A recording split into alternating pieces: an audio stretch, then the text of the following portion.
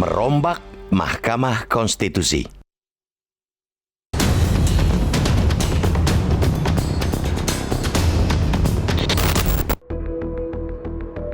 Saat ini, Mahkamah Konstitusi sedang mengalami krisis terburuknya.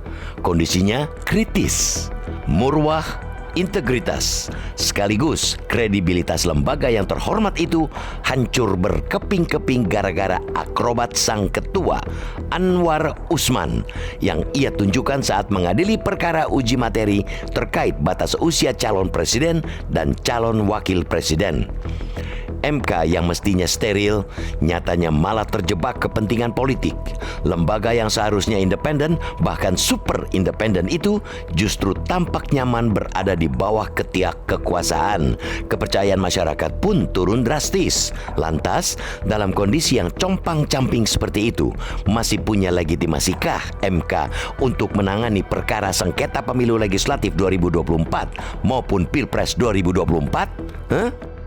Pertanyaan itu sesungguhnya merupakan kegundahan publik yang menyaksikan anjloknya murwah MK sampai titik terendah.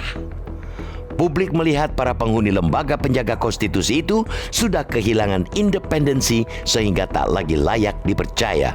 Mereka khawatir ketika nanti MK menangani perkara sengketa pemilu, kecenderungan untuk memenangkan kepentingan penguasa atau yang dekat dengan kekuasaan bakal terulang dan terulang lagi. Karena itu, munculnya wacana untuk merombak orang-orang yang ada di barisan terdepan MK, yakni para hakim konstitusi, kiranya patut dipertimbangkan. Apalagi bila yang melontarkan usulan perombakan itu ialah salah satu hakim MK yang saat ini masih menjabat, yakni Arief Hidayat. Itu artinya di dalam internal lembaga itu sendiri sejatinya ada kekhawatiran besar bahwa integritas MK tidak akan mudah pulih tanpa dilakukan langkah radikal, yakni perombakan.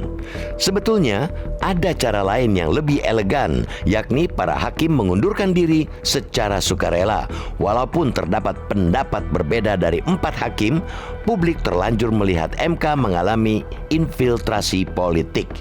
Karena itu, mereka layak untuk mundur sebab lewat putusan mereka telah tersemai benih-benih penjagalan terhadap independensi lembaga yudikatif demi kepentingan eksekutif. Namun, narasi agar mereka mengundurkan diri tentu tak lebih dari sekadar imbauan. Semua tergantung kesadaran mereka masing-masing.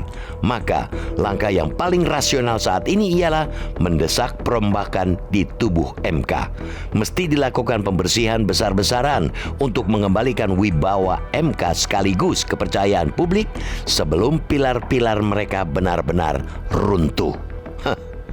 Harus ada perbaikan kinerja dan independensi MK sebelum mereka akan melakukan kerja besar mengadili sengketa pemilu. Sungguh tak terbayangkan bila para punggawa MK yang masih bercokol saat ini pada akhirnya akan memutus perkara sengketa pemilu yang tentu saja sangat-sangat politis. Tidak ada jaminan bahwa mereka akan terbebas dari infiltrasi politik kekuasaan, pun tidak ada garansi mereka tak bakal menggadaikan kredibilitas dan reputasi lembaga ketika intervensi kekuasaan begitu kuat menekan mereka. Jika itu yang terjadi, dilihat dari sudut manapun, sangat membahayakan demokrasi sekaligus berpotensi membuat masa depan bangsa ini menjadi gelap.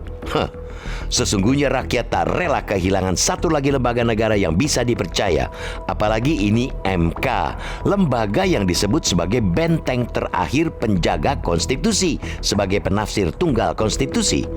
Sekali kepercayaan itu jatuh, bukan perkara mudah bagi MK untuk mengembalikannya. Untuk mencapai level sebagai lembaga yang dipercaya lagi tentu amat sulit dan butuh waktu panjang. MK harus berjuang keras untuk mengangkat kembali harga diri sekaligus murwah mereka yang saat ini terbenam di dasar jurang. Karena itu, mesti ada langkah segera untuk mereformasi atau merombak lembaga itu secara total.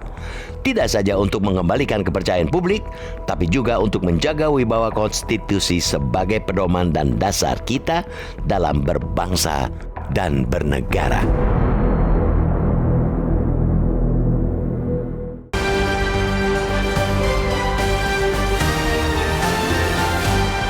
Jelajahi cara baru mendapatkan informasi. Download Metro TV Extend sekarang.